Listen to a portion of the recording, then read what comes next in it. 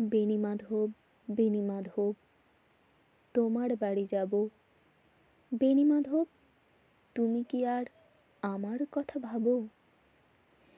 বেণীমাধব মোহন বাঁশি তমাল তরুমূলে বাজিয়েছিলে, আমি তখন মালতী স্কুলে। ডেস্কে বসে অঙ্ক করি, ছোট্ট ক্লাস ঘর, বাইরে দিদিমণির পাশে দিদিমণির বর। আমি তখন নবম শ্রেণী, আমি তখন শাড়ি। আলাপ হলো বেণীমাধব, সুলেখাদের বাড়ি। বেণীমাধব, বেণীমাধব, লেখাপড়ায় ভালো, শহর থেকে বেড়াতে এলে আমার রং কালো। তোমায় দেখে এক দৌড়ে পালিয়ে গেছি ঘরে। বেণীমাধব, আমার বাবা দোকানে কাজ করে।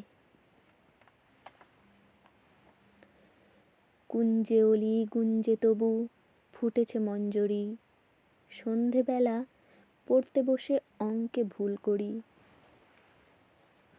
আমি তখন নবম শ্রেণী, আমি তখন 16, ব্রিজের ধারে বেণীমাধব লুকিয়ে দেখা হলো।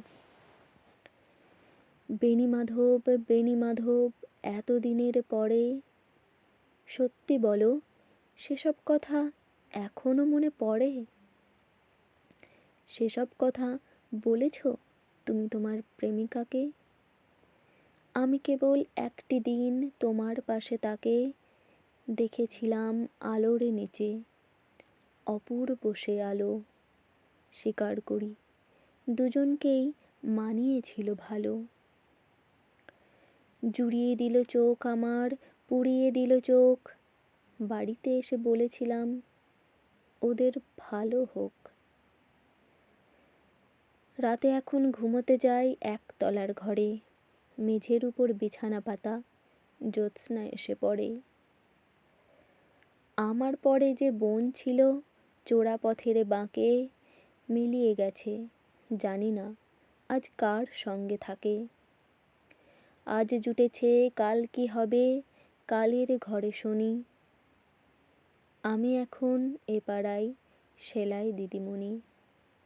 তবু আগুন, বেণীমাধব, আগুন জ্বলে কই?